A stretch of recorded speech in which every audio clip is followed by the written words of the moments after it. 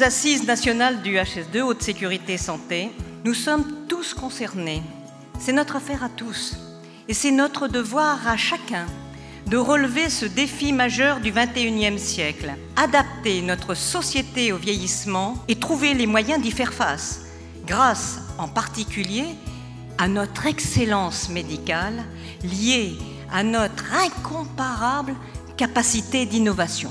C'est ce que nous verrons d'ailleurs cet après-midi dans notre programme en essayant d'imaginer et de bâtir avec audace un mieux vivre pour les générations futures.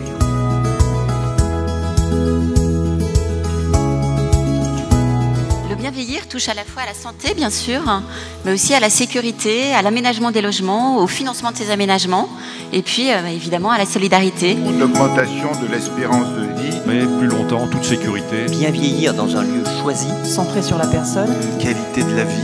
Bienveillance. Notre expertise. La confiance. Ça va aller être tout à fait autonome. Pour accompagner. Question de lieu de vie.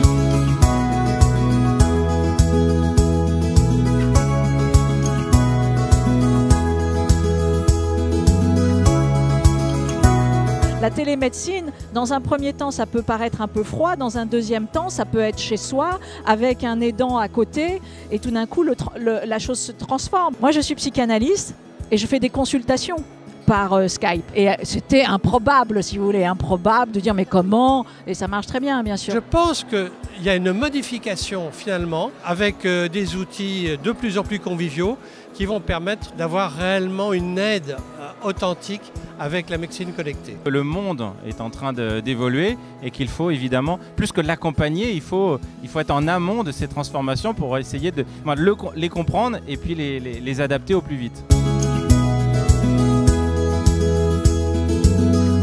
Pleine solidarité. Permettre de réduire l'isolement. C'est le mot innovation. Au financement du bien vivre. Donner du sens. Le champ d'expertise, c'est d'investir. Veulent rester à domicile. Responsabilité, l'action.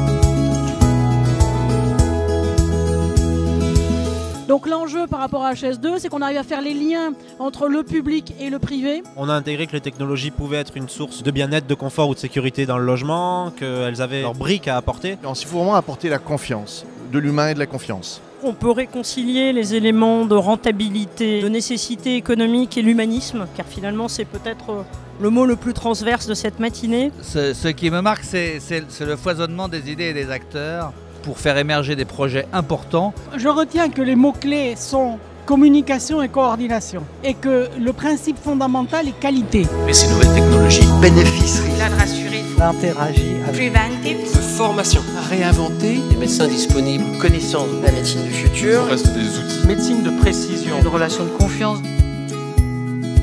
Je suis très heureuse d'être là. Quand Madame la Présidente m'a demandé, j'ai dit oui tout de suite parce que je pense que c'est exactement ce qui doit animer toute notre société aujourd'hui, une société inclusive, fraternelle, solidaire. Le vivre chez soi en fait partie. Et je pense qu'avec les nouvelles technologies, on peut vraiment mieux répondre aux besoins de la personne.